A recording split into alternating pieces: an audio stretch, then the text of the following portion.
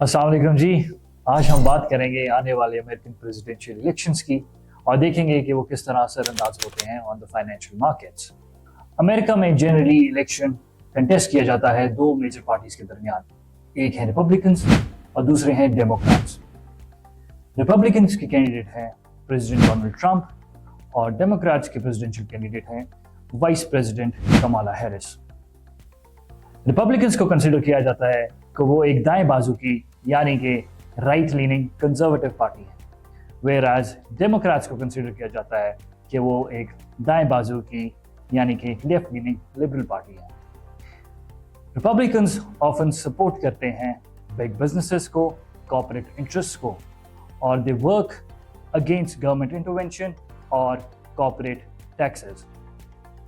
Democrats की बात की जाए तो वो सोशल रिफॉर्म्स को सपोर्ट करते हैं, गवर्नमेंट इंटरवेंशंस को सपोर्ट करते हैं और सोशल प्रोग्राम्स को फंड करते हैं थ्रू टैक्सेशन। और बज़ाहिर वो अपोज करते हैं बिग बिजनेसेस को और कमर्शियल इंटरेस्ट को, जैसे कि ऑयल इंडस्ट्री या फिर फार्मास्यूटिकल इंडस्ट्री, और वो अपोज करते हैं इन बिग बिजनेसेस को टैक्स रिबेट्स या टैक्स रिलीफ्स देना। प्रिंसटन यूनिवर्सिटीज के economist Alan Blinder and Mark Watson का ये कहना है कि अमेरिकन इकोनॉमी ज़्यादा बेहतर परफॉर्म करती है अंडर अ डेमोक्रेटिक रूल, क्योंकि उनका ये मानना है कि under a democratic president job growth बेहतर होती है, अनएम्प्लॉयमेंट कम होती है, कॉर्पोरेट प्रॉफिट्स बढ़ते हैं और इन्वेस्टमेंट्स भी बढ़ती हैं, जिसकी वजह से stock market as a whole grow करती है। Now let's talk about the US dollar value and stock market statistics under various US presidential governments। अगर हम US डॉलर की बात करें तो सिंस 1989 US डॉलर की अगर हम स्ट्रेंथ देखें aggregate across all Republican terms, तो US डॉलर ने स्ट्रेंथ लूज की है बाय ऑलमोस्ट 36.17%। और अगर हम US डॉलर की स्ट्रेंथ गेज करें aggregate across all democratic terms, तो यूएस डॉलर ने स्ट्रेंथ गेन की है बाय ऑलमोस्ट 54.37%। इसी तरह अगर हम डाउ जोन इंडस्ट्रियल को देखें तो डाउ जोन इंडस्ट्रियल में under a democratic president since 1900 it has given a return of 3.8% on an annual basis, जबकि under a Republican president, it has given a return of almost 1.1% on a yearly basis. अगर हम election के एक साल बाद की बात करें तो S&P 500 ने इलेक्शन के एक साल बाद under a Democratic president has generated almost a return of 16% as compared to a Republican president, जहां पे S&P 500 ने has generated a return of almost 5.5%. तो कोई भी प्रेसिडेंशियल पॉलिसीज या फिर इकोनॉमिक रिफॉर्म्स या फिर even all their geopolitical stances all hang in the balance at the moment. तो कोई भी प्रेसिडेंशियल डिबेट या फिर प्रेसिडेंशियल स्पीच या yet even a tweet by any one of these candidates can bring about volatility और drive growth in the markets.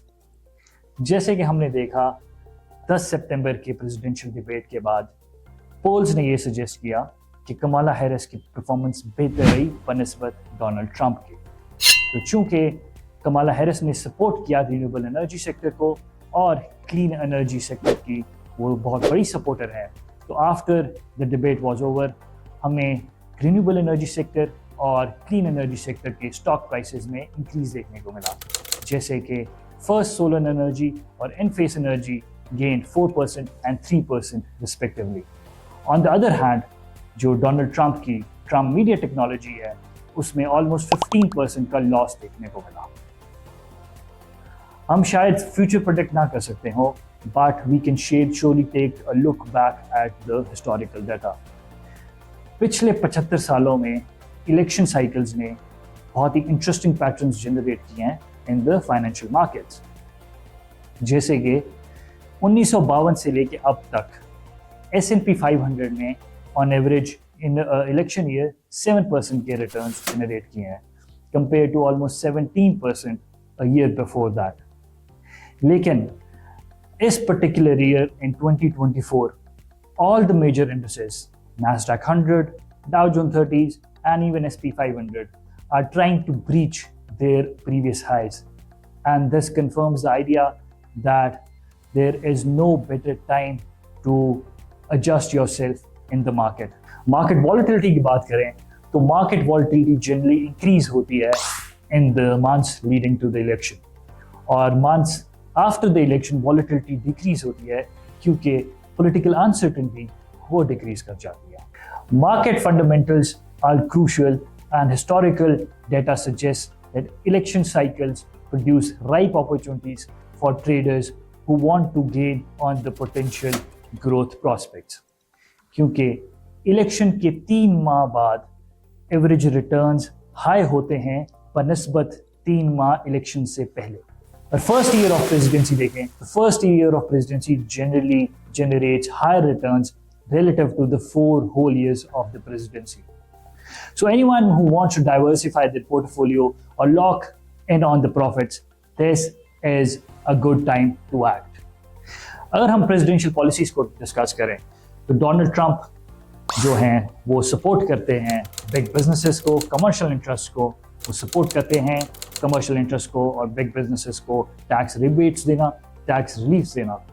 उनका ये भी मानना है कि टैरिफ्स को इंक्रीज किया जाए, specially from goods coming from China. Donald Trump अक्सर और बेशतर कंसिडर किए जाते हैं कि वो स्ट्रिंजेंटली एक्ट करते हैं अगेंस्ट द इमिग्रेशन, जो कि अफेक्ट कर सकती हैं लेबर इंटेंसिव सेक्टर्स को, जैसे कि एनर्जी सेक्टर्स और द एग्रीकल्चर मार्केट. और रिसेंट टाइम्स में डोनाल्ड ट्रंप ने क्रिप्टो मार्केट्स को भी सपोर्ट किया है और सजेस्ट किया है कि अमेरिका अपने क्रिप्टो के एक स्ट्रेटेजिक रिजर्व्स बनाए. कमाला हैरिस की बात करें तो कमाला हैरिस चाहती हैं कि consumer debt, US consumer debt को कम किया जाए. उनकी पॉलिसीज हैं कि she will be going to tax the ultra rich up to 25% and she wants to increase the corporate tax by up to 28%. Kamala Harris जो है वो कंटिन्यू करना चाहती हैं टैरिफ पॉलिसीज जो बाइडन की, और वो चाहती हैं कि कंज्यूमर प्राइसेस को फाइट किया जाए by specially fighting against the food production industry. और as we all know Kamala Harris एक बहुत बड़ी सपोर्टर है रिन्यूएबल एनर्जी की. कुछ पॉलिसीज ऐसी हैं जहाँ के 2 प्रेसिडेंशियल कैंडिडेट्स ओवरलैप करते हैं. फर्स्टली दोनों ही प्रेसिडेंशियल कैंडिडेट चाहते हैं कि इन्फ्लेशन को कम किया जाए. दोनों ही presidential candidates anti trust laws को सपोर्ट करते हैं जो कि टारगेट करते हैं मोनोपोलीज को. और दोनों प्रेसिडेंशियल कैंडिडेट्स सपोर्ट करते हैं टेक्नोलॉजी ट्रांसफर के बैन को, specially the technology being transferred to China. The real surprise though is that the markets perform better when the presidency and the Congress are divided. So this creates good opportunities for the trading market. So what does this mean for trading in the financial markets? So despite all the headlines and the predictions, एक चीज जो historical data suggest करता है वो ये है कि markets are by and large non-partisan, meaning वो किसी एक side को support नहीं करती. And the things that really matters in the long terms are the economic policies and the business fundamentals of the country. So this confirms the idea that the color that truly matters on the Wall Street is not blue or red, but it is the green color. So this is your chance to stay focused on the fundamentals, adjust your strategies, and take advantage of the market trends. If you have a trading account, keep an eye on the markets closely. But if you don't have a trading account, there is no better time than to open one with Enrichers. We'll guide you through winning strategies tailored to current market conditions. So open your trading account with Enrichers and let's capture the opportunities together. The time to trade is now. Thank you.